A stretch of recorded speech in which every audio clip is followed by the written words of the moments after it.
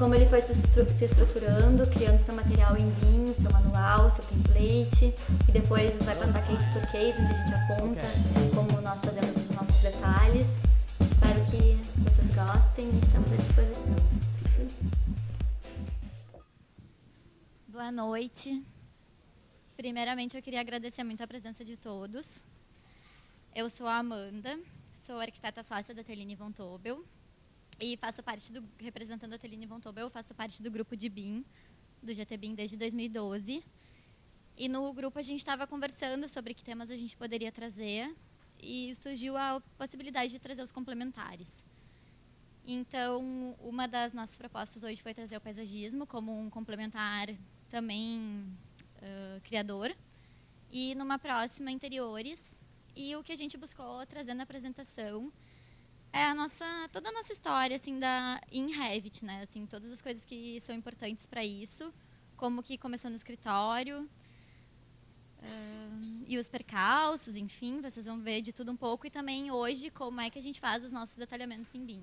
Então, qualquer coisa que vocês precisarem perguntar, tiverem dúvidas, podem se sentir à vontade. Eu uso Revit desde 2012, quando eu fiz o curso. Entrei na Teline como estagiária em 2012 e em 2015, quando eu me formei, daí virei sócia. Eu sou a Maíra, eu sou responsável pela coordenação dos projetos do escritório e sou arquiteta associada também. Atualmente, nós somos 6 sócias e ali mais à direita tem uma das nossas fundadoras, que é a engenheira agrônoma, mas que não faz mais parte da nossa sociedade. E ainda temos mais 6 colaboradoras. Trabalhamos em projetos em escala mais urbana, como loteamentos, grandes condomínios, projetos de interiores e projetos de arquitetura de exterior. E hoje, como a Amanda falou, a gente vai trazer um pouco da história do nosso projeto de paisagismo, que é o mais curioso, porque sempre quando a gente fala que trabalha com paisagismo em BIM, as pessoas sempre se remetem logo o pensamento à vegetação. Como é que vocês fazem as vegetações, as plantas, que é uma coisa muito orgânica, mais difícil de modelar. Mas o que vocês vão ver é que o paisagismo em BIM ele vai muito além da vegetação, mas sim a gente também faz a vegetação em BIM. Falando um pouquinho sobre a história do escritório, ele é um escritório que foi fundado no início dos anos 80, desculpa. Nessa época a gente trabalhava à mão. Começou a trabalhar no AutoCAD no início dos anos 2000. E esse é o nosso template antigo que a gente tinha da época do AutoCAD, que já podemos ver que a gente era bem dedicada à criação de padrões, de processos, para garantir tanto uma documentação boa dos projetos, quanto para otimizar os processos do escritório. Então, aqui a gente tem nossos padrões antigos de escalas, de representação dos projetos, os layers, as achuras, as planilhas. No início...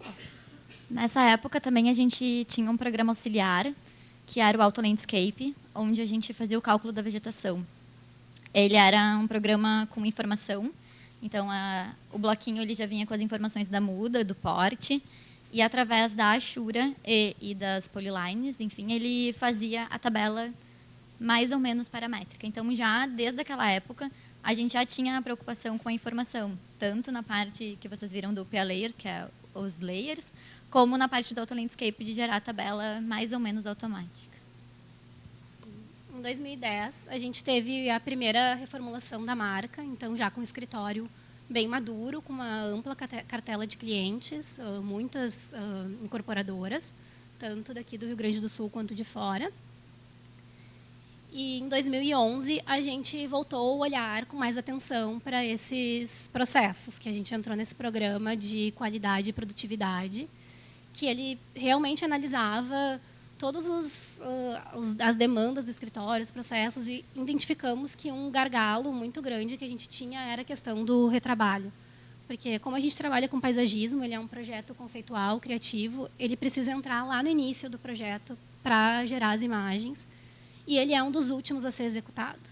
E esse processo normalmente inclui alguns anos entre início do projeto e execução. E com isso, o projeto sofre muitas alterações, revestimentos saem de linha, e isso começou a gerar revisões em projetos muito grandes. Eu acho que talvez todo escritório que migrou para o BIM também foi um dos motivos, que era para ter maior assertividade nas revisões e maior produtividade também, porque às vezes a gente perdia horas mudando um nível em diversas posições de uma planta e depois num corte, e às vezes se passava um nívelzinho que não tinha mudado, e isso, além de gerar horas de trabalho, gerava insegurança para quando a gente revisava e achava um nível errado. Então, em 2012, foi a nossa primeira tentativa de usar o Revit. Nessa época, a gente não tinha nenhum parceiro trabalhando em BIM. E ele foi muito... Então, a escolha não foi por uma necessidade do mercado, foi exatamente para melhorar o nosso processo interno. Esse é o exemplo, foi um projeto pequeno que a gente pegou de uma construtora na época. Ali, mais à direita, está o 3D, de como estava. Aparentemente, estava saindo, mas as dificuldades que a gente se deparou foi, um pouco mais à direita, a gente tem os detalhamentos que a gente extraiu dele em Revit. Está ao contrário, eu acho, as legendas ali, porque não é BIM.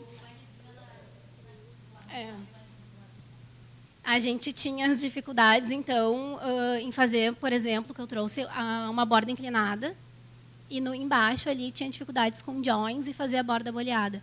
E para nós, na época, como a gente queria não ter esse retrabalho de alterar uma coisa numa planta e ter que alterar em tudo, esse era o nosso motivo maior, isso desanimou, porque a gente teve que levar e fazer 2D por cima, porque a gente não conseguia resolver. E, na época, a gente estava capacitando a equipe, então todo mundo estava fazendo cursos, mas, mesmo assim, a gente perguntava para professores, entrava em fóruns e as pessoas não achavam soluções. Então, passado algum tempo, em 2014, a gente virou uma sociedade de arquitetas. Com isso, algumas pessoas saíram da equipe e outras ingressaram. Nessa época, a gente estava numa fase de transformação e estava mais aberta a encarar de novo o desafio. Então, em 2015, a gente optou, tinha um projeto, que era um projeto da Melnick, o ID, que tinha o arquitetônico em Revit, e a Amanda estava trabalhando nele, e já tinha o conhecimento do curso, e a gente, então, encarou aquele como, não, agora é o ponto que a gente ou vai ou racha. E aí, como vocês podem ver, a gente escolheu um desafio bem grande, que já era um projeto bem maior que aquele primeiro. Então, falando um pouquinho dele, do nosso primeiro grande desafio, né? A gente escolheu um projeto bem complexo, realmente, para testar tudo que era possível. Eu tinha outros projetos no escritório, as gurias fizeram uma reunião de equipe e decidiram, não, se a Amanda vai testar isso, então ela vai ficar fazendo só isso durante um mês. E vamos ver onde vai dar. Então, nesse projeto, ele tinha tudo. Ele tinha pérgola, ele tinha muitos negativos, tinha escada com negativo também, tinha espelho d'água, tinha vasos em aço inox, tinha toda a questão da piscina. Então, tinha playground. A busca, então, por ser tão complexo, era realmente ver se a gente ia chegar lá. Se eu dedicando todo esse tempo e buscando diversas fontes, se a gente ia conseguir chegar no resultado ok. E aí, diferente da outra etapa, que a gente estava preocupados na modelagem, aqui a gente também estava, mas daí aqui surgiu a informação, porque lá naquele a gente estava muito preocupado em dar uns joins e não estava conseguindo. Então, aqui deu certo os joins, passamos essa etapa, então vamos para a informação. Aí foi onde a gente começou a decidir coisas importantes para o nosso template, como, por exemplo, como é que a gente vai fazer o cálculo da área permeável, como que a gente vai calcular o composto de cada vegetação, porque algumas vegetações usam um tamanho de composto de um tipo, outras usam a altura da camada de outro tipo. E também os tags de materiais. A gente queria muito fazer os tags por materiais, esse foi o começo da nossa tentativa, mas a gente tinha problema na hora de botar na planta. Então, as nossas tabelas elas foram mudando muito ao longo desse projeto para a gente alinhar a planta com o que realmente a gente queria extrair. Por curiosidade, alguém trabalha em paisagismo? Então, aqui tem um exemplo do primeiro corte que a gente entregou até o segundo. Um corte que o primeiro, então, focado em modelagem, focado em conseguir fazer tudo direitinho, extrair as informações, e um segundo já depois dos testes de impressão, depois, no final do projeto, já melhorando a graficação, se importando bastante com o que estava lá no fundo, ficar claro o que estava no fundo, começar a dar profundidade, né? E também, com isso, eu comecei a perceber que eu gastava muitos cliques em um só corte, às vezes os mesmos cliques. Por exemplo, botar o arquitetônico em halftone, botar a vegetação em halftone, e assim por diante, assim, todas as coisas que eu ia fazendo, de corte em corte, nos, sei lá, 20 cortes que o projeto tinha. E aí começou a nascer o View Template, que é um... Eu estou falando em Revit mais, mas também deve ter no ArchiCAD, que é os padrões de vista. Então, também ele originou os nossos padrões de vista. É porque o que aconteceu com esse projeto é que, como ele foi um piloto, a Amanda ficou muito tempo modelando e chegando lá e resolvendo. E quando a gente foi documentar, a documentação ela não estava no padrão que a gente estava acostumado, no padrão assim de excelência. E aí a gente viu que precisava realmente lançar um olhar em melhorar essa graficação para sempre objetivando atingir o padrão que a gente tinha anteriormente, que era o nosso exemplo, que era com o AutoCAD. Até uma coisa legal de falar é que quando o template começou, ele era igual ao template do CAD. Assim, eu imprimia um do lado do outro, o símbolo do corte tinha que estar igual, o símbolo das cotas tinha que estar igual. Tudo era muito balizado com o que estava saindo antes. Assim, a gente se prendia muito ao nosso método antigo de representação. Um pouco de apego e um pouco também porque funcionava, assim, nossas plantas sempre eram muito legíveis, eram muito bem detalhadas, então a gente tinha aquilo como um padrão de excelência mesmo para seguir.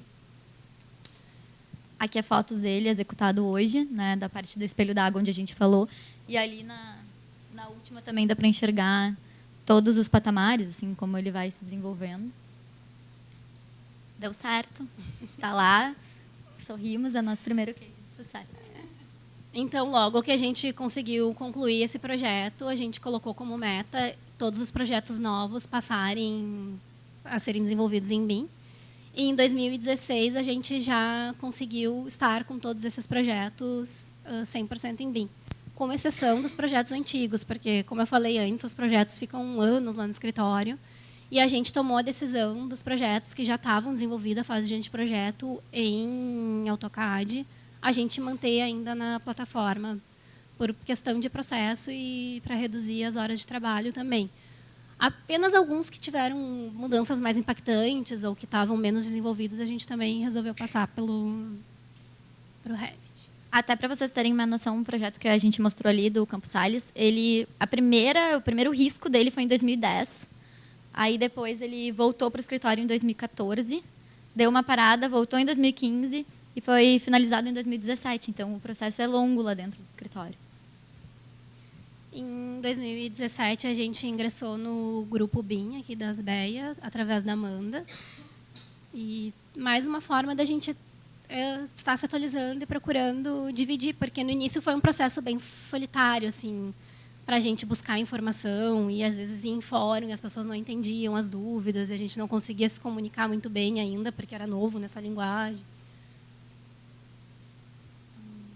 Em 2018, a gente resolveu lançar um olhar de novo para esse nosso template, porque a gente começou a perceber que a gente fazia um modelo muito completo, sempre preocupado com a informação e com essa modelagem perfeita para o nosso processo, mas a gente viu que esse modelo ele não estava indo adiante.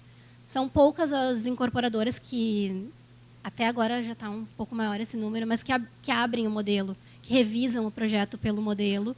E na obra ainda não é uma realidade um pouco distante assim de ir. Então a gente viu que precisava realmente extrair isso na documentação. E isso também é uma parte importante porque leva tempo essa parte de documentar, que eu acho que um dia vai ser reduzida, mas atualmente a gente precisa documentar todas as etapas de projeto como era antes.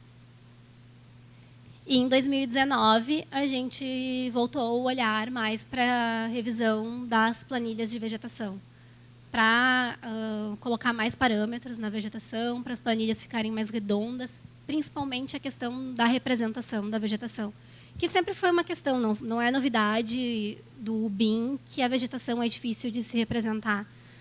No CAD também é difícil deixar uma planta legível, é difícil fazer as achuras ficarem todas diferentes uma da outra, que tu coloque o olho e veja que não é.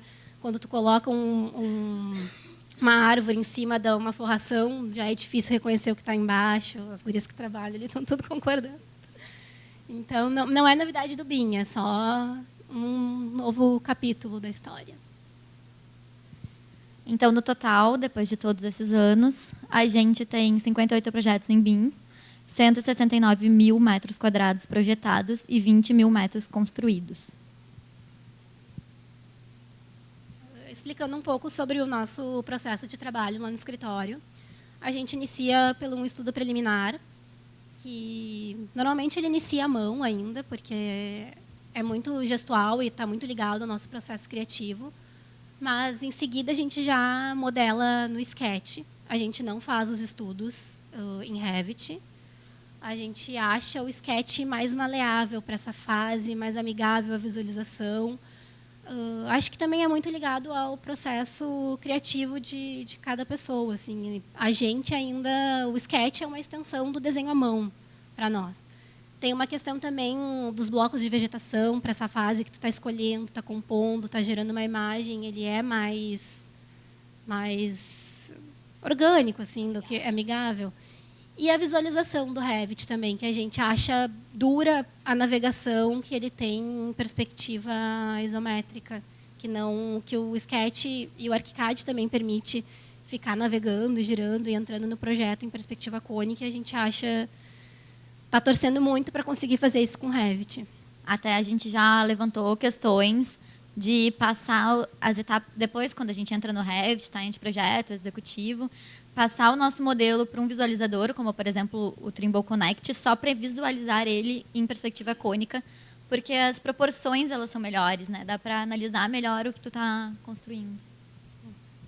Então, nessa etapa de estudo preliminar, a gente já tenta definir ao máximo a materialidade para apresentar para o cliente, mas antes do anteprojeto, a gente tem essa fase que é intermediária, que é tentando definir toda a materialidade, por consequência, já os métodos construtivos, porque a gente acha bem importante ter isso definido na etapa de anteprojeto, porque a gente...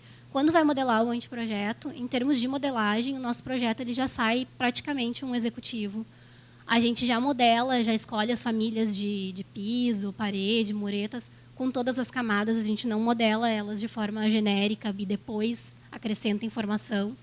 Então, o que vai crescer lá para o projeto executivo é a documentação e informações mais específicas de fixação, coisas bem de executivo mesmo. Mas o modelo já sai ali no anteprojeto.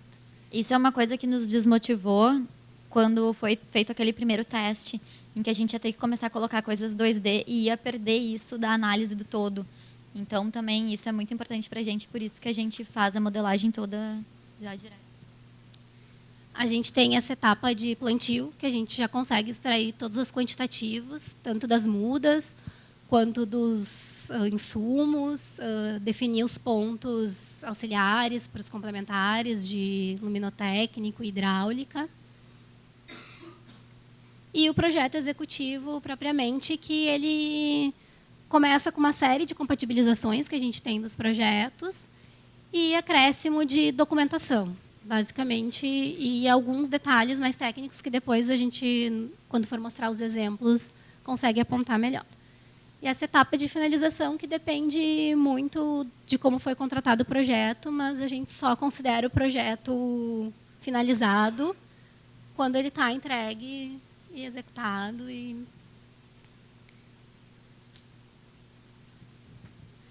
Então, agora a gente começa a falar um pouquinho do nosso manual, do nosso template também, e de tudo que resultou daquele primeiro ensaio que a gente fez.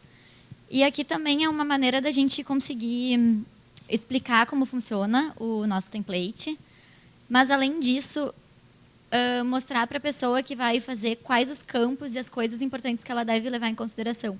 Porque, como a Maíra falou, a gente detalha muito o modelo assim, no quesito modelagem. E tem que sempre tomar um cuidado que tu tem que deixar um tempo vago, porque a graficação ela ainda é super importante, ela demora ainda. Ela não tem uma ilusão de que quando a gente começa o Revit, ele é só modelagem, né? Tu pode ficar até o último segundo modelando. Não, tu não pode, tu tem que parar uns dias antes, porque tu precisa documentar e essa documentação precisa estar super boa. Então foi assim que surgiu também o manual. Ele, aqui na primeira parte, então, ele ensina como é que a gente coloca o arquitetônico, desde a nomenclatura da nomenclatura do arquivo, de onde ele é salvo, até aqui, né, no caso da nomenclatura. Aí aqui já passa para como ele é inserido no modelo. Aí aqui a gente já tem dicas importantes do que deve ser observado. Por exemplo, arquitetônico normalmente coloca o topográfico e coloca as vegetações nativas. Nosso dever, a gente pode usar esse topográfico e pode usar a vegetação nativa, mas o nosso dever é validar essa informação. É ver se aquele modelo realmente está compatível com o que a gente quer.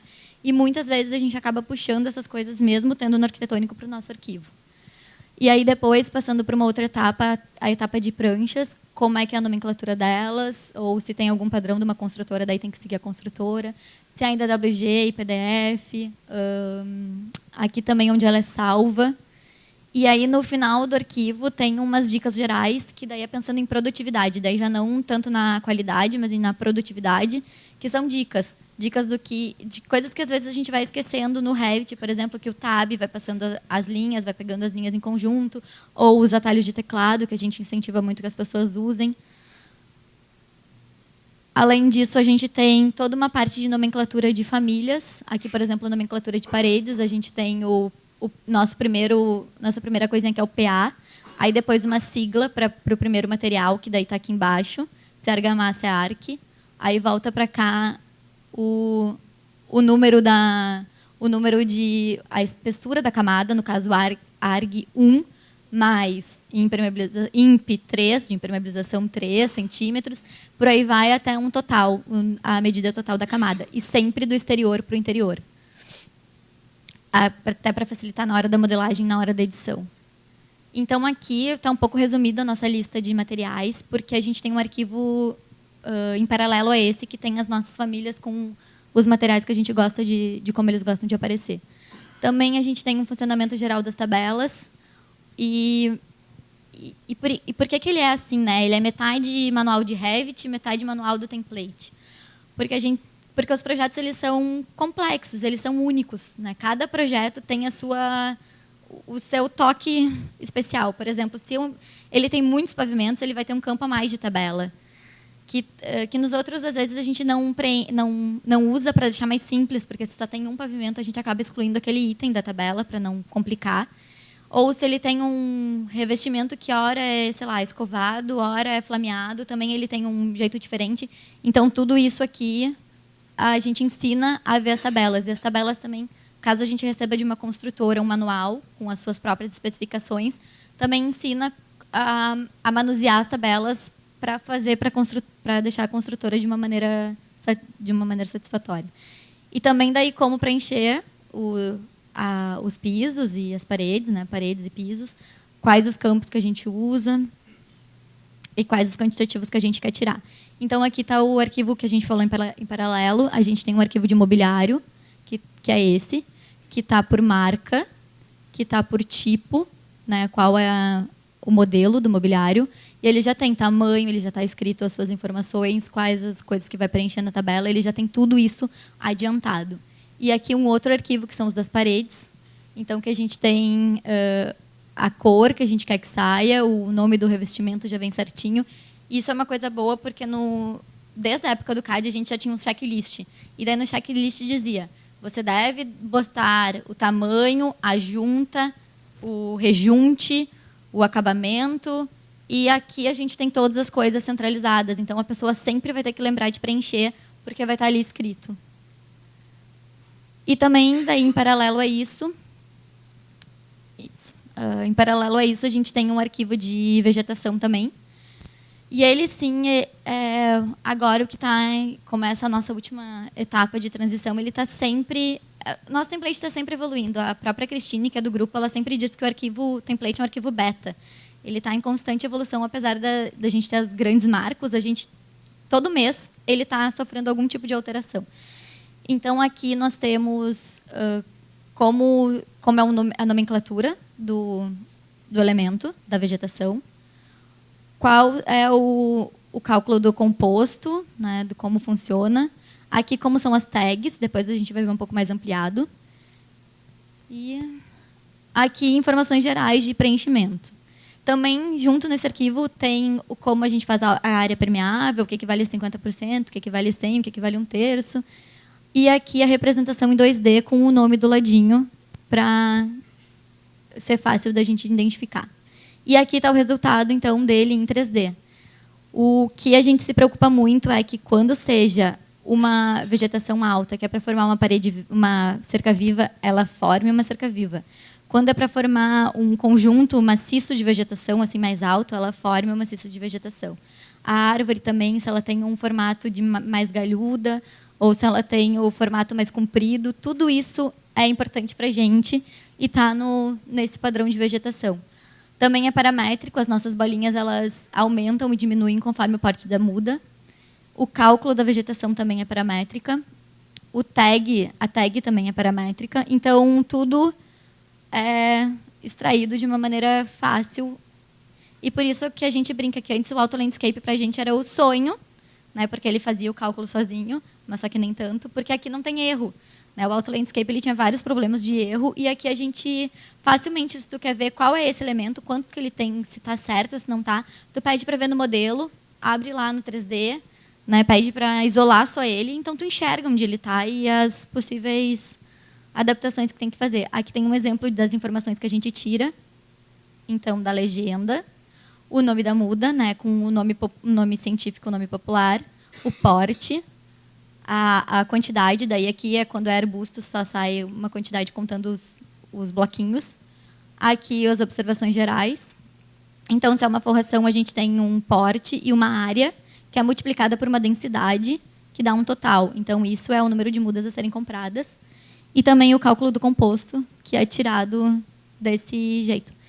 Isso, tanto o cálculo do composto como esse da área, foi o que nos levou a fazer por pisos. Todas essas coisas que vocês estão, essas achuras, elas são piso hoje, identificada como mini-class, mas originárias no Revit como piso. Então, aqui é o nosso também desafio de 2019, que foi o Dynamo. A gente está inserindo ele, por enquanto a gente só tem uma rotina aplicada. Então, aqui no número 1, a gente tem que ter a topografia, é imprescindível, e a topografia tem que estar com o desenho do que vai ter em cima. Então, eu tenho o desenho, por exemplo, aqui do meio-fio, e eu tenho o meio-fio sem estar inclinado. Aí eu seleciono um aqui, e seleciono 2 aqui, e boto para correr. E quando ele faz a rotina, então, ele sai já inclinado. E isso, 1 por 1, vai nos deixar com o piso inclinado. Claro que a gente faz alguns ajustes assim de número de pontos que ele cria, mas, de uma certa forma, ele nos atende super bem e melhorou muito o processo. Assim. Antes era bem mais devagar para fazer isso. E aqui um case que a gente quis trazer, que é importante, porque ele é uma promessa 7D do BIM. Então, a gente acha ele um bom exemplo. Hoje ele está em projeto básico, a recém. Vamos esperar até que ele chegue lá. Então, existiu, primeiramente, um grupo de conceito que tinha todas essas disciplinas, não contratadas, mas como consultoria. Então, a gente tinha o paisagismo, tinha interiores, tinha lumino, tinha arque, tinha estrutural, tinha instalações. E o grupo de conceito, então, fez uma casca, um volume, para depois os 21 complementares serem contratados. Dos 21 complementares, apenas 3 não trabalham em BIM, que é a impermeabilização, eficiência energética e acústica. E as nossas etapas são um pouco diferentes. Elas, daquilo que a Maíra explicou, ela tem 2 itens a mais, que é o projeto básico e a arquitetura paisagística para interiores. E a assistência à obra também, que nem sempre está no nosso contrato. Foi importante porque esse projeto ele é bem grande, ele tem muitas zonas, então a gente teve que dividir mais as etapas, por isso surgiu o básico, para que as compatibilizações sejam feitas mais seguidas.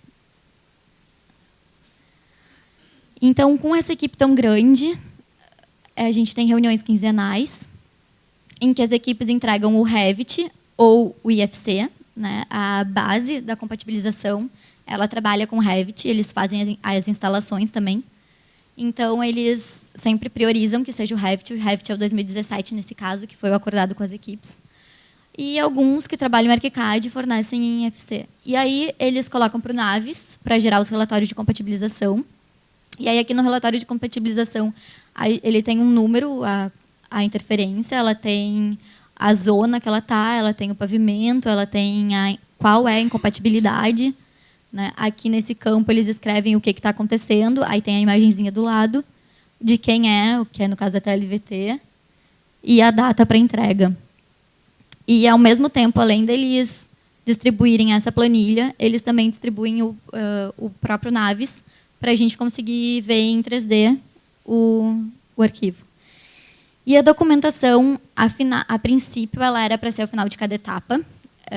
É isso que o processo BIM seria o ideal, né? Cada final de etapa a gente tem uma documentação, mas ela não acontece tão bem assim. Primeiro, porque o cliente ele ainda gosta de ver em documentação, então a gente tem que fazer documentações intermediárias.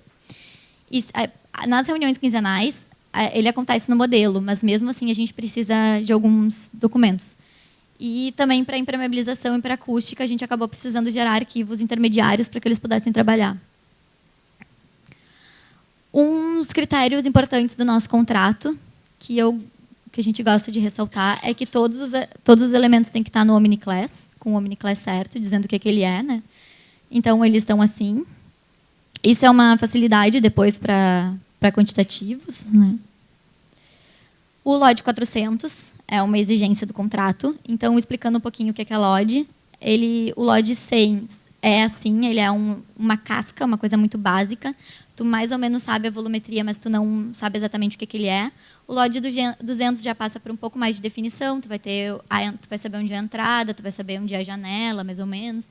Até que ele vai passando para o 300. O 350 é o mais comum aqui em Porto Alegre de se entregar em executivo. Também é o de Santa Catarina, eles falam 350. E o 400 seria o detalhamento do parafuso, de como é a fixação. Então, importante para esse contrato foi uma cláusula que a gente acrescentou, que a gente só chega no LOD 400 depois do fornecedor ser contratado. Porque não adianta a gente especificar uma pérgola em alumínio com solda e o fornecedor só trabalha com aço inox e parafuso. Então, é imprescindível o fornecedor já está certo. Eles queriam que os blocos fossem todos paramétricos, para fácil manipulação. Como é um shopping, então tem muitas cadeiras, muitos vasos. Então, cada vaso tem a sua instância. E se eles, naquele momento, não estão utilizando o vaso, eles querem saber no estoque o que está lá no estoque guardado. Uma outra cláusula do contrato é permitir a distribuição do modelo. Ele pode distribuir o modelo tanto para os fornecedores quanto para a sua equipe lá dentro, para eles poderem fazer essa gestão de facilities. E no escritório, a gente não tem problema em distribuir o arquivo proprietário. Né? No caso, a gente passa o Revit sem problemas nenhum. A gente acha até que dificilmente alguém vai pegar o nosso arquivo, vai conseguir trabalhar com o nosso template. Se nós, internamente, que trabalhamos diariamente, precisamos do manual muitas vezes, imagina alguém pegando as nossas planilhas, assim, vai ser difícil. E também, quando a gente começou, tinham poucos arquitetos em Revit, mas já estava surgindo alguma coisa. E quando a gente tinha alguma dúvida, a gente conseguia ver até onde a pessoa conseguia chegar. Tá, ela consegue chegar ali, então, perfeito, sabe? Vamos lá, eu vou conseguir chegar também. Pesquiso na internet, faço, né, vários testes, mas eu sei que um dia eu chego lá. Então, também por isso, assim, a gente não é apegado ao modelo proprietário, ele está disponível. E permitir a modificação, que é isso do 7D. Então, explicando um pouquinho os Ds do BIM, existem até 11 Ds, assim, tem literaturas que falam em 11, mas o 3 é a compatibilização, o 4 é as planilhas, o 5 são os custos, o 6 seria a sustentabilidade e o 7 a gestão de facilities. Estamos ansiosas, né, para ver pronto quando ele chegar lá. A gente trouxe alguns cases de projeto para vocês verem como a gente entrega essa documentação, que a gente falou tanto dos detalhes. Acho que alguns aqui já receberam os nossos arquivos, até desses mesmos projetos. Esse é um projeto da Melnik, o High Garden, que foi lançado recentemente. Essa é uma imagem, não de lançamento, é uma imagem que a gente fez lá dentro do escritório, no nosso processo, com o SketchUp. E aqui está o modelo. Ali, no fundo, a gente pode ver o prédio que foi feito pela Roseli, no escritório da Roseli Melnik. E aqui está... E aqui tá os cortes que a gente gosta de enviar perspectivados, porque a gente acha muito interessante acrescentar essa outra dimensão para a visualização do projeto, que é aquilo que a gente falou, que no início a gente entregava muito a documentação parecida com a do CAD, e o nosso modelo, todo o nosso trabalho não parecia. E quando a gente começou a entregar isso, a gente teve uma resposta muito positiva dos parceiros e dos incorporadores, assim. Todo mundo gosta de ver o projeto assim e revisar. Porque para nós também é muito... A gente vê assim o projeto quando a gente está trabalhando no escritório. A gente não fica mais trabalhando em cima de 2D, de planta, corte. Então, não faz sentido a gente entregar aquilo para alguém revisar o projeto se a gente tem toda essa riqueza de informações. Então, aqui o corte está passando por trás daquela pérgola que a gente viu na imagem, só numa floreira, mas a gente passa adiante, daí ele já passa por toda a piscina, por dentro do espelho d'água, para a gente ver todas as relações de níveis e de muretas que a gente tem, toda a complexidade do projeto. Agora é um projeto da Melnik, o Home Nilo. Agora vocês vão ver vários cases e cada um focado num assunto. Então, também, se vocês tiverem dúvidas de como a gente fez alguma coisa, podem perguntar. A gente vai tentar explicar um pouco quais as ferramentas nós usamos, mas também estamos à disposição. Aqui no Melnik Nilo, ele tinha um detalhe importante, que a área de caminho, né, das lojas era um pouco acima da calçada, que está mais para baixo. Então, a gente pôde analisar como essa calçada se desenvolvia ao longo da rua e também os diversos momentos que a gente tinha. Que a gente tinha escada, depois a gente vai ter o espelho d'água aqui, outra escada, os patamares. E aqui no meio também tem outro espelho com o banco e as floreiras, que se vocês observarem... Ai, perdi. Aqui, a terra vai subindo. Então, esse projeto foi bom para a gente conseguir analisar as alturas. Eu estou numa floreira que está um pouco mais alta e eu chego numa borda que está um pouco mais baixa. Eu tenho isso acontecendo em relação ao espelho. E também um detalhe que eu não sei se vai dar para enxergar aqui, mas essa curva, ela era uma pedra de 50 centímetros. Então, também ela foi desenhada, foi um trabalhão, mas ela foi pedra por pedra, para ver se a curva ia realmente representar o que a gente queria, né? Porque como a pedra ela tem aquele tamanho, ela é reta, então a gente foi botando uma do lado da outra para ver se o resultado ficava bom e também fazendo testes de tamanho de pedra que podiam ser usados. Esse é um outro projeto, que é da Sheer, que é o Switch. Ele foi legal trabalhar no Revit, porque ele tem uma calçada aqui nessa imagem, que também foi feita lá dentro do escritório, na etapa de estudo. A gente já pode ver que a calçada é bem inclinada. E aqui a gente tem, então, o nosso corte passando pela calçada, que quando a gente olha ele ali abaixo, ele parece um corte que não está mostrando muita coisa, mas quando a gente leva ele para o corte perspectivado, o projeto ganha toda outra dimensão e tu entende melhor. Olha como uma prancha ganha força, né? Quando tu está conseguindo observar a relação, claro, em altura, mas aí tu está enxergando bem o que acontece logo adiante. Assim, É um projeto, o projeto arquitetônico da Ideia 1, que modelou ele no ArchiCAD. Então, a gente seria o IFC. Imagino que a graficação muda um pouco, né, quando a gente passa para o nosso. Então, não necessariamente é como eles entregam o projeto. Mas a gente consegue entender todas as relações dele com a fachada e com essa calçada inclinada, que a ideia era criar patamares de estar que fossem se desenvolvendo e que permitisse o uso, que não fosse só a rampa inclinada da calçada. A gente tem outro exemplo, que vai ser o Prime da Cirela, o arquitetônico é da Baldasso. Ele também está em Revit. Então, aqui já falando de um detalhe mais específico, um detalhe da pérgola, ao nível de detalhe em 3D que a gente chega é esse nível de encaixe, né? A gente se preocupa muito, até porque nesse detalhe nós queríamos que essa viga parecesse inteira, ela é de madeira, e essa também. Então, o importante de fazer realmente em 3D foi ver como esse encaixe ficaria e se daria o resultado que a gente quer. E a cortina também, ela está em 3D e ela tem a opção aberta e fechada para a gente poder analisar também o quanto impacta no mobiliário que está embaixo. E a única coisa 2D que vai ter nessa prancha, né, além das coisas escritas, de desenho vai ser o parafuso. Esse parafuso do sócolo, esse e os pontilhadinhos ali em cima, eles estão em 2D. Mas, de resto, o sócolo, a chapa, está tudo em 3D. E as coisas escritas, elas são parâmetros, né? A gente Sim. também não escreve nada em cima dos nossos detalhamentos. É tudo saiu a partir de parâmetros do material. Esse é um projeto da Cirela, o Mediplex Assis Brasil. Ele está sendo finalizada a obra agora, inaugura em breve. É uma imagem da Neorama e o arquitetônico da Baldasso.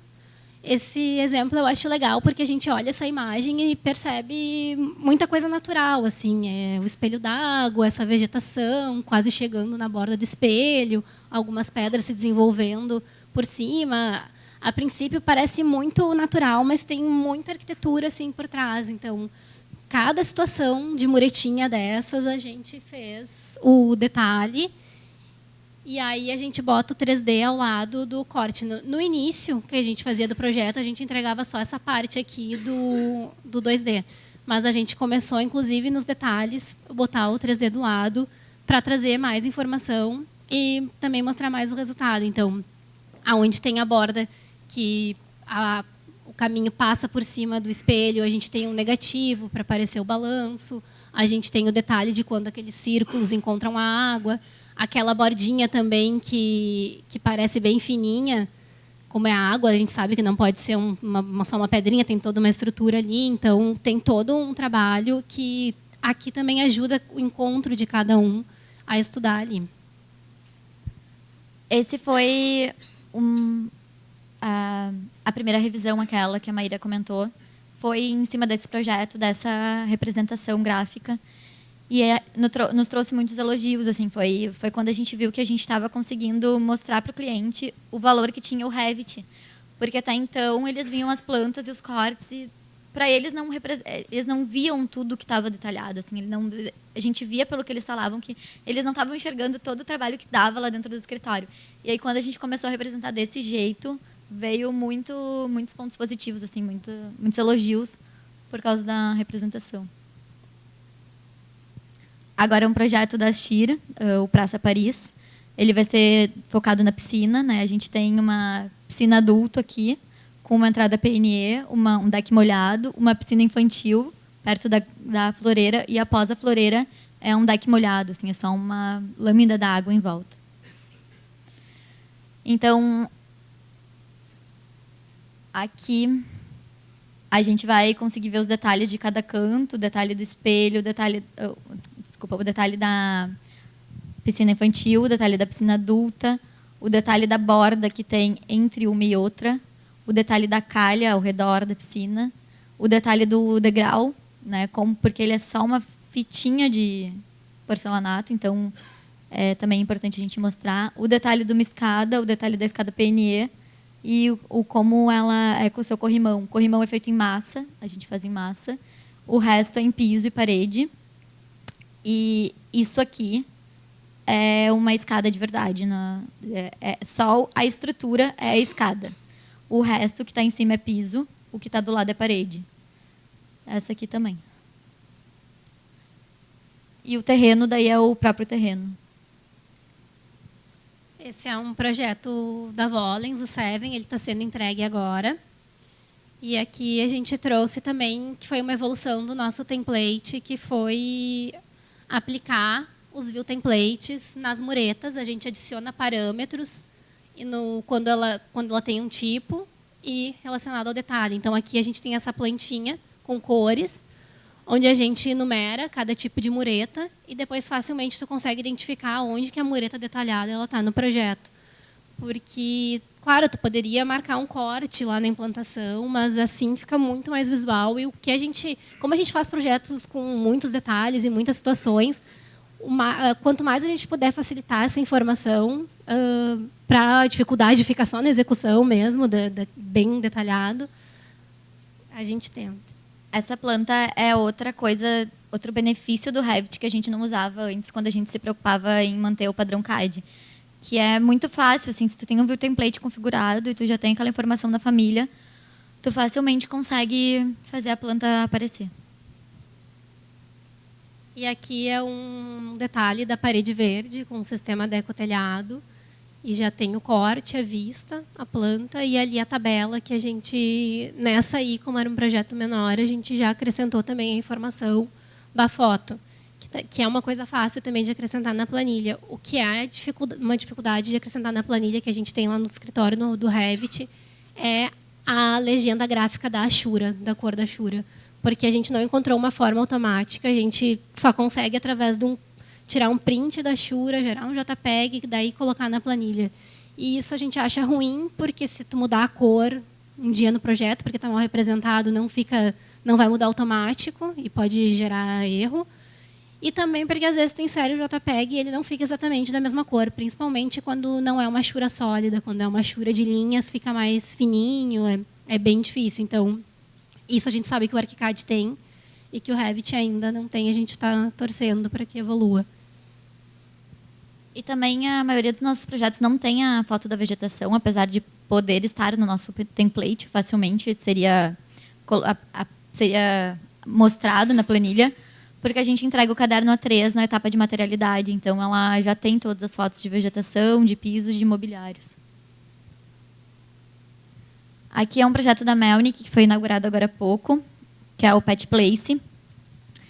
E a gente quis trazer ele por 2 motivos. Um, porque ele não tem tanto arquitetônico, assim, ele não tem tantos elementos que a gente usa no outro, como pérgola. Ele é basicamente pisos e morros.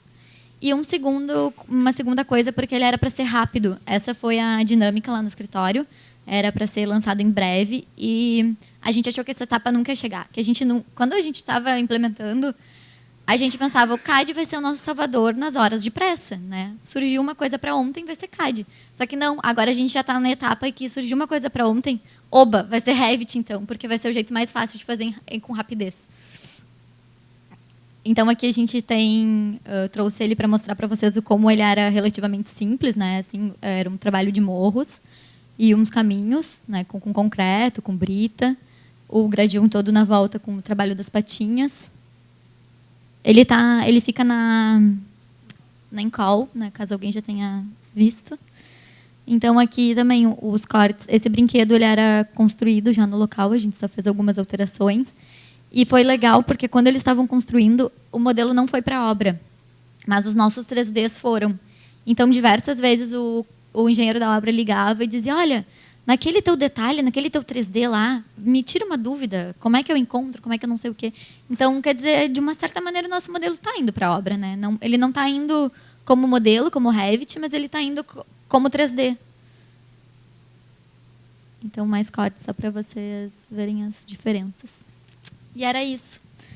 Eu queria agradecer, queria abrir para perguntas, né? E a gente está à disposição também, se vocês quiserem um dia conversar, enfim, a gente está aí, a gente tem muita vontade de explanar mais o Revit, de levar o Revit adiante, foi um dos motivos para a gente ter entrado no GTBIM.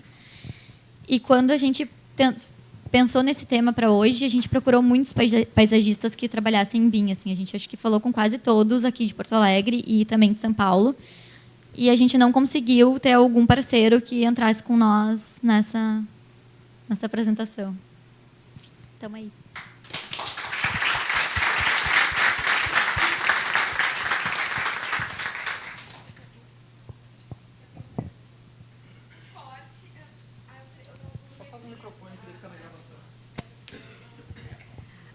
Tem uma parte que você... volta, no pergolado. Aí. O próprio Revit faz essa extrusão ou vocês fizeram? Sim, o próprio Revit faz. Ele tem um comando de explodir.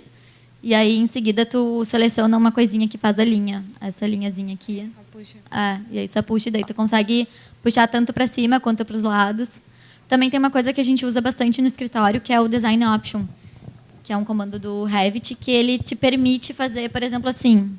Aqui eu quero essa modulação, tá? E com essa a gente não usou para isso, mas no caso se a gente quisesse usar, né?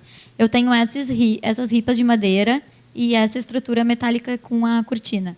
Se eu não quisesse mais que ela fosse de madeira e ela fosse metálica com ripinhas no meio, isso estaria num design option. As outras ripas estariam em outro design option e eu poderia simplesmente flutuar entre uma e outra. Eu poderia, inclusive, colocar numa prancha uma e noutra prancha outra, conforme eu quisesse. Oi, mano, Rodolfo. Nas áreas externas dos terraços, os grandes terraços que têm platôs de piso, vocês chegam a representar a declividade do escoamento pluvial, aquela superficial de 0,5%, ou isso fica para o projeto de permeabilização e vocês representam o piso como se fosse um piso plano?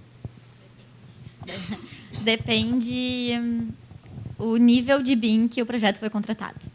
Se é só a gente está fazendo BIM, assim, se a gente só prometeu o RVT, enfim, e os PDFs para desenvolvimento nosso, porque a nossa metodologia de trabalho a gente não representa. No máximo com uma flecha, se a pessoa de drenagem quiser que a gente coloque.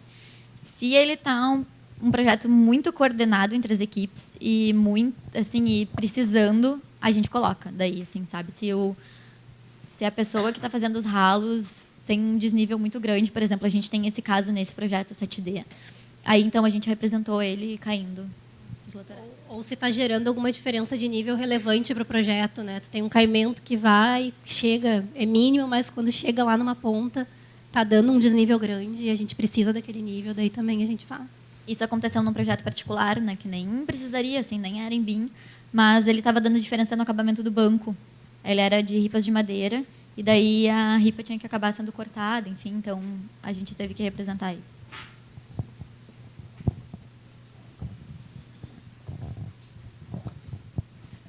Oi.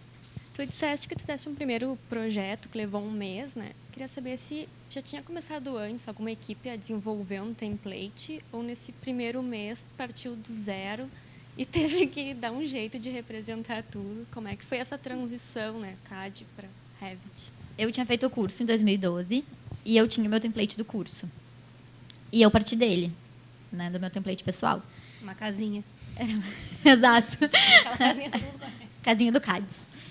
Então, ele foi praticamente do zero, porque eu não tinha eu não tinha o PA Layers, né, no caso, que era o de CAD, no meu template. Então, os cortes eram diferentes, tudo era diferente. Então, eu fui produzindo ele do zero. Mas também ele não durou só um mês, né? Ele durou um mês a primeira etapa. Depois ele foi se enrolando ao longo do tempo, assim. Coisas a gente foi adaptando. E como é que foi essa transição? Assim, enquanto vocês tinham ainda pessoal trabalhando em CAD, uma equipe ficou para desenvolver esse novo template, porque são muitas informações que são criadas, né? São muitas famílias, muitas bibliotecas. A gente foi indo aos pouquinhos. Eu fui a primeira, eu acho que a Maíra foi a segunda, a Mitch deve ter sido a terceira. Então, e assim foi indo, assim, cada uma foi indo aos poucos. Hoje a gente tem ainda uma arquiteta que está no começo, assim, mas está indo, sabe? Então a gente já está conseguindo, assim. E uma biblioteca bem peculiar que é a de vocês é a vegetação, né? Toda ela foi desenvolvida. Como é que vocês chegaram nessas famílias todas? Não sei se vocês...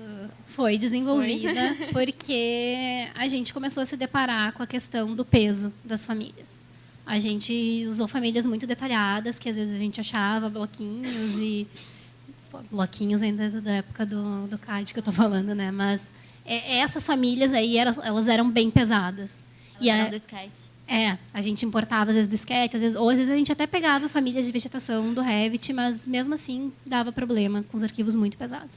E a gente começou a simplificar até chegar naquele nível de abstração que ela ainda tem a forma, mas ela é bem menos complexa, assim, em termos de planos e volumetrias, porque isso pesa realmente nos arquivos, quando o projeto é grande e gera problema para os outros que estão trabalhando. Então, é complicado. Não. Inclusive, quando a gente entrou nesse projeto que a gente trouxe, aquele primeiro de case, que era o 7D, a nossa família ele foi em 2017, a nossa família de árvores gerava problema na compatibilização. Então, também foi isso que nos levou a fazer toda uma remodelagem de famílias de vegetação.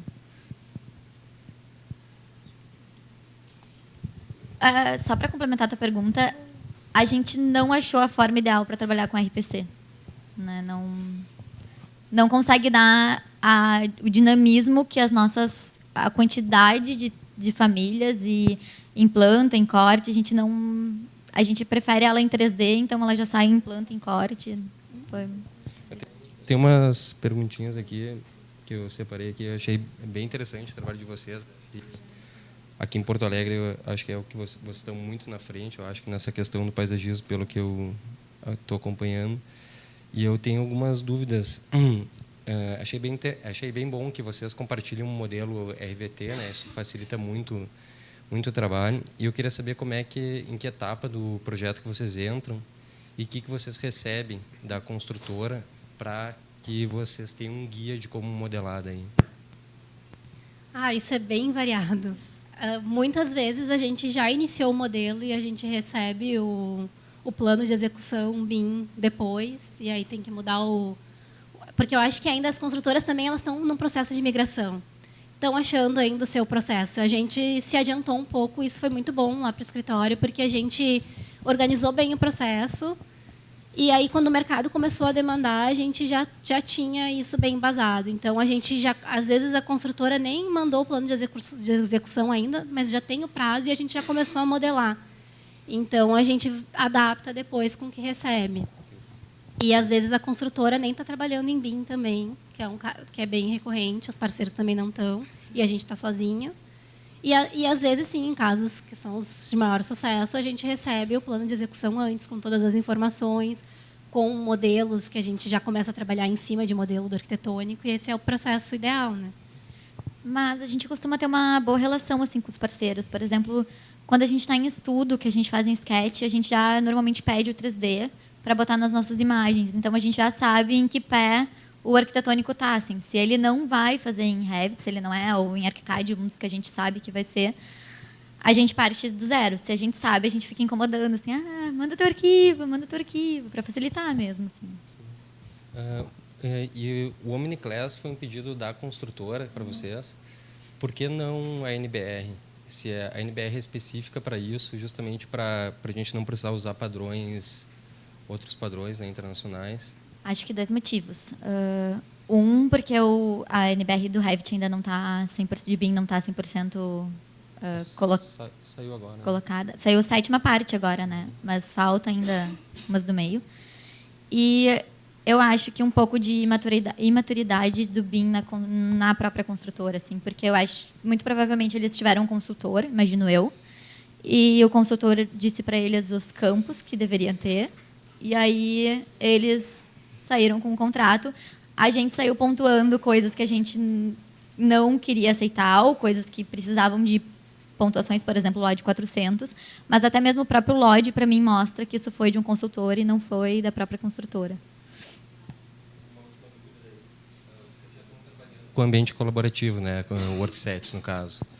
Como é que vocês separam os worksets de vocês, visto que é mais ou menos um único, que é uma única disciplina, no caso, assim, né? A gente não separa, na verdade, a gente trabalha com worksites, assim, mas é um único para todo mundo. Não é um único para todo mundo, mas não tem assim, tu cuida desse pedaço, eu cuido desse pedaço. Ele é geral, até porque muitas vezes as alterações são gerais, então a gente vai se pedindo autorização, assim. Mas normalmente a gente separa antes de começar o trabalho, né? Cada um. E daí dá o relinquish para todo mundo poder mexer depois. Oi. Era bem isso a tua pergunta? A única coisa que a gente vai colocar em worksite, assim, se vier, talvez se a gente importou o arquitetônico de alguma maneira e quer deixar ele separado, se ele não é um link, alguma coisa desse tipo, mas é muito raro. Oi, tudo bom? Sou o Magnus, da Projeta BIM. Queria saber um pouquinho da experiência de vocês durante essa migração de AutoCAD para Revit, para o BIM. Se vocês tiveram uma melhoria nos projetos na questão construtiva, se vocês começaram a se dar conta sobre algumas incompatibilidades que vocês faziam por conta de uma representação em 2D, que vocês agora começaram a desenvolver e se deram conta que tu não tinha como construir daquele jeito que tu fazia normalmente. Eu não sei se não dava para construir, mas, assim, por exemplo, coisas que começaram a surgir no começo. Antigamente, a gente representava todas as muretas e a impermeabilização ia dando volta. Quando a gente começou a trabalhar em Revit, a nossa primeira pergunta para a construtora era: a laje vai ser toda impermeabilizada e a mureta vai ser em cima? Ou tu vai passar a impermeabilização em todas as muretas? Então, isso começou a... É uma preocupação que a gente não tinha, assim. A gente representava daquela maneira. A gente até tinha, mas a gente lançava daquele jeito porque era bem fácil de autorar depois. Só terminar a mureta antes, num corte, por exemplo. Então, isso mudou.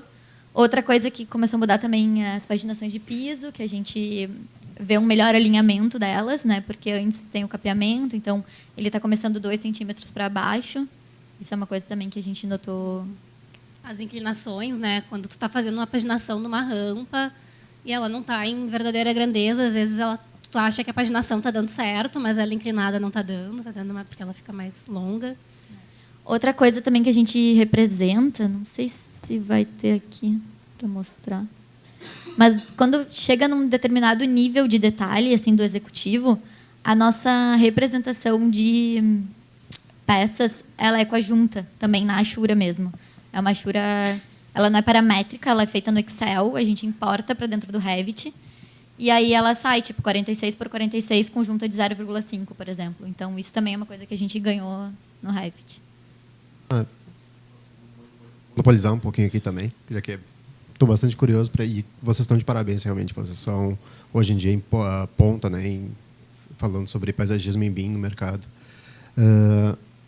No sentimento de vocês aí, no desenvolvimento, a gente vê que bastante gente se depara, quando começa a trabalhar em BIM, começar a modelar tudo. Aí eu quero modelar tudo que eu vejo pela frente. E vocês chegaram até um momento que disseram, não, ok, eu não preciso mais... Qual o momento que tu não precisa mais modelar, que eu consigo resolver meus problemas de outras maneiras? Eu sei, elas modelam loja de 10 mil. Então, tudo bem. Foi só um exemplo. Mas, realmente, eu só queria a experiência de vocês agora. Até que ponto vale a pena tu chegar a fazer uma modelagem de pedra por pedra? E até que ponto assim isso vale a pena modelar e até que ponto vocês tiram vantagem disso ou não? Eu acho que depende muito da escala do projeto, do elemento também, e do que aquilo vai fazer de diferença mesmo. É bem delicado. Eu acho que a tendência é a gente querer modelar tudo e, às vezes, a gente se perde um pouco nisso, ainda no escritório, fica modelando.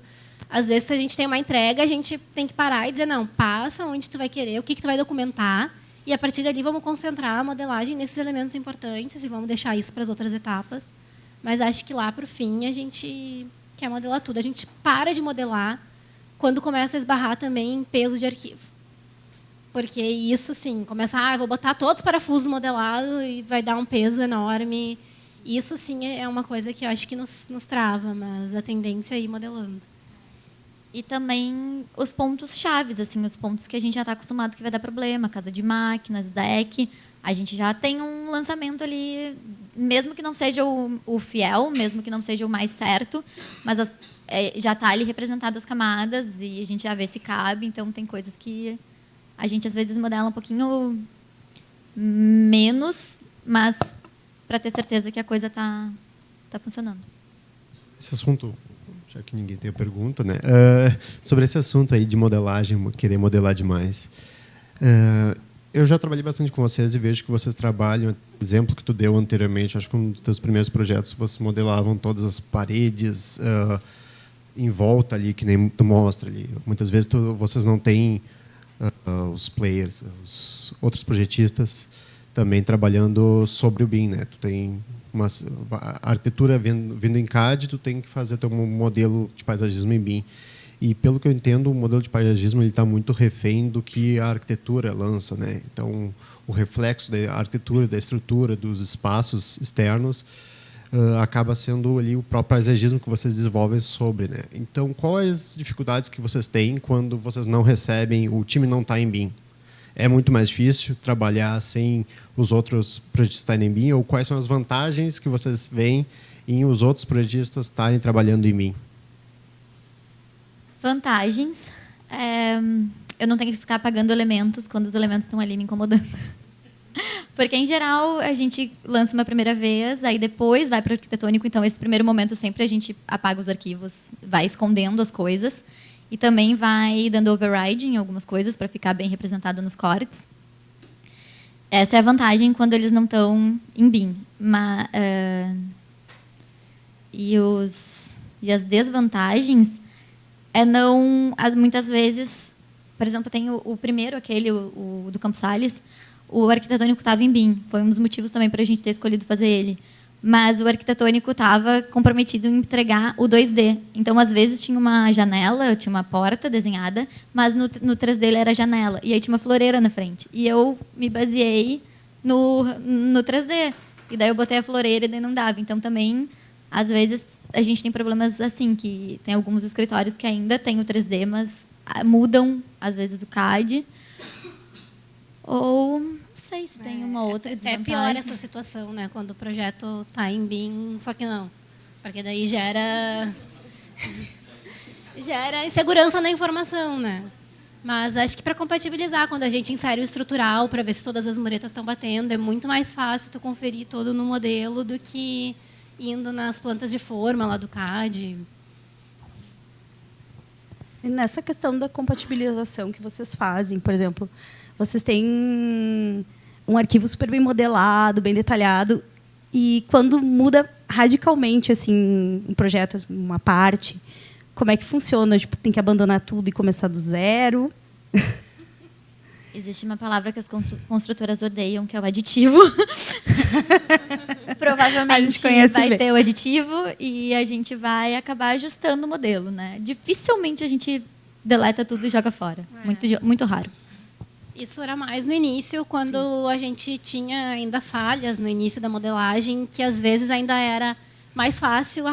Mudou mesmo e não estava bem resolvido, vamos começar do zero. Mas hoje em dia, muita coisa se aproveita, né? Pergunto isso porque, enfim, o escritório teve contato com outros projetistas de outros estados e o feedback que a gente tinha era esse: não, tem que botar tudo fora e fazer tudo de novo.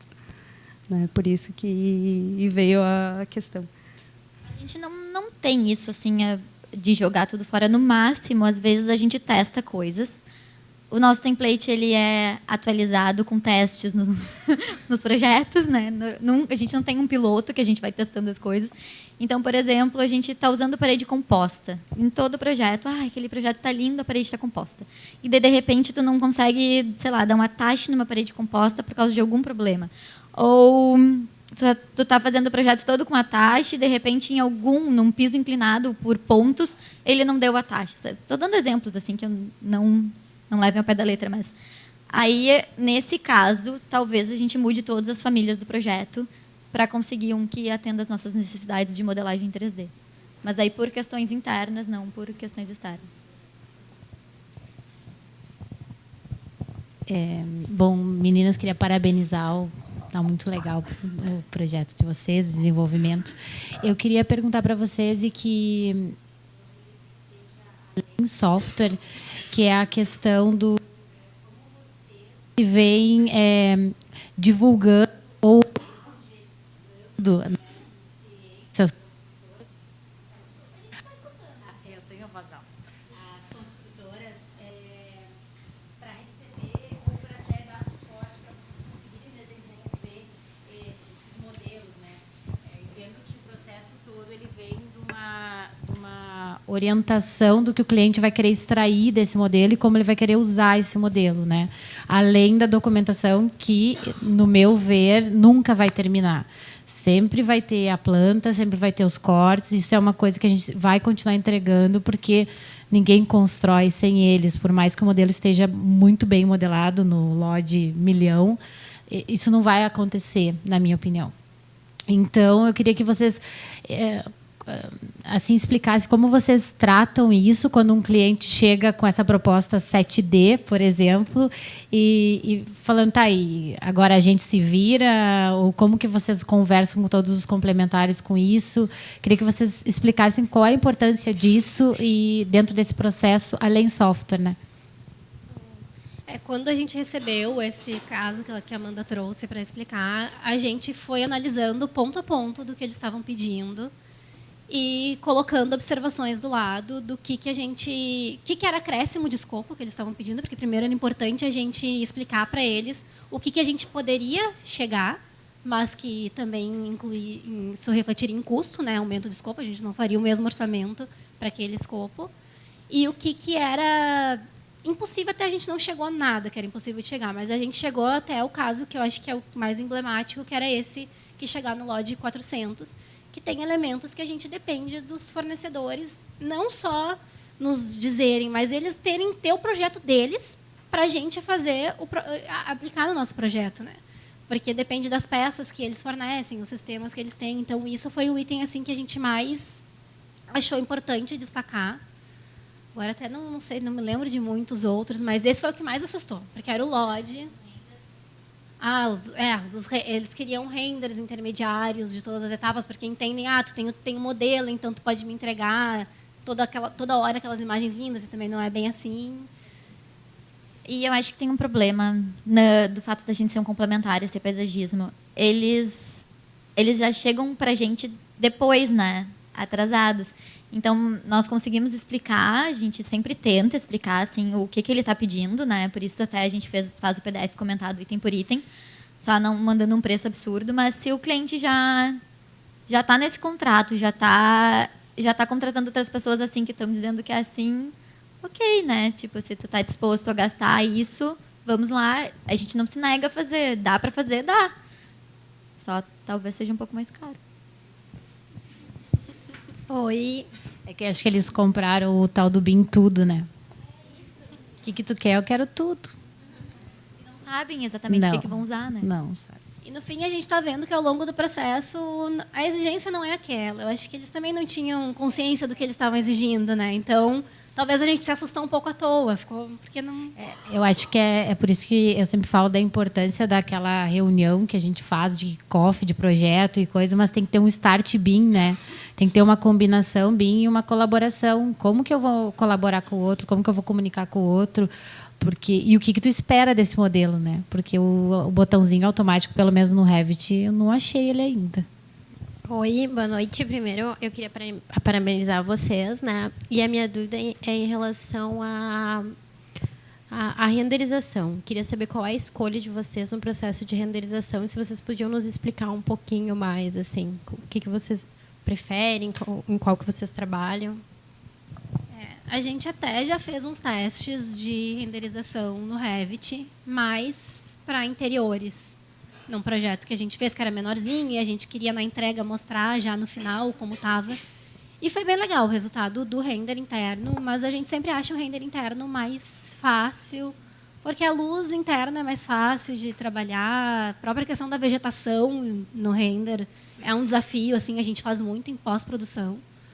E a gente trabalha muito com render na etapa inicial, que a gente modela no Sketch. Então, a gente faz o Sketch, faz a renderização no V-Ray e depois faz pós-produção no Photoshop.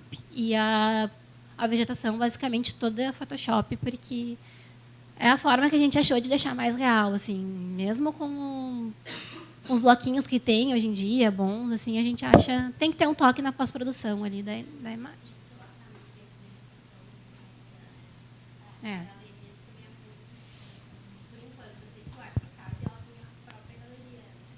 Aqui, né? Perdão. Eu sei que o Arc tem a própria galeria, mas daí converter, né, todo esse processo, daí acaba. Eu acho que com o tempo algumas coisas vão ser ganhos mais na frente, né? Sim. A gente até tentou um render externo, que foi o do Leandro, mas não deu certo, assim, é porque acontece que a gente já não faz render com vegetação no Sketch, que seria mais fácil ainda. E quando foi fazer o render com vegetação no Revit, então ficou todo horrível. E a gente poderia ter daí feito a pós-produção no Photoshop também, mas daí a luz também não ficava o ideal. E o arquitetônico também, se ele está no IFC, é difícil tu manipular as cores, assim, até se ele está em Revit, às vezes, é difícil tu manipular a cor que tu quer que o material apareça, se ele é um link. Então, essas coisas acabaram dificultando. Assim. Daí a gente fez uma fotomontagem nesse caso. Muito obrigada.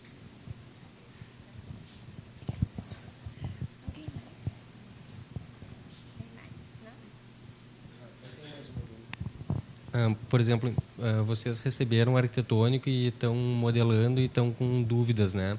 Ou encontraram algumas incorreções. Como é que funciona esse fluxo de apontamentos né? Você sempre tem uma equipe de coordenação BIM que faz a compatibilização, ou como é que vocês vão armazenando todos os apontamentos que vocês vão encontrando durante o processo? A gente não armazena as incompatibilidades em ata, sim, mas no modelo não está armazenado. E normalmente tem a equipe de compatibilização quando tem em construtoras, mas a gente faz a compatibilização interna daí no Revit, assim, nossos projetos sempre tem estrutural, lumino, arquitetônico, hidráulico, elétrico, e a gente só deixa desligado, assim, mas a gente sempre coloca, se tiver em BIM, para poder fazer as compatibilizações também na hora do desenho. E nuvem de revisão, né, que a gente usa bastante para apontar quando tem interferência. As construtoras que vocês estão trabalhando não estão trabalhando com ambiente comum de dados ainda, como BIMsync, BIMCollab, BIMtrack, então? Sim.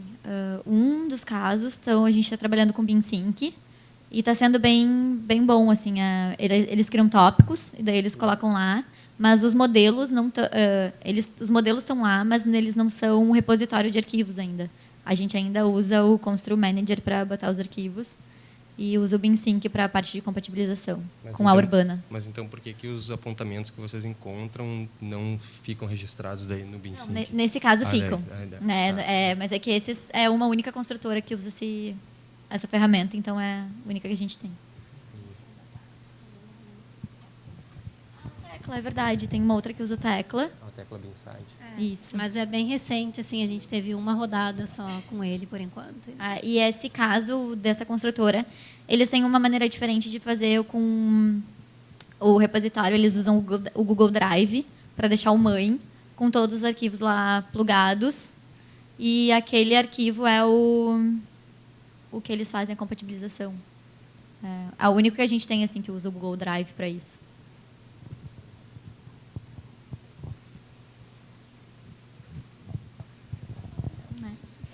Muito obrigada a presença de todos. Estamos à disposição depois, se surgirem mais dúvidas.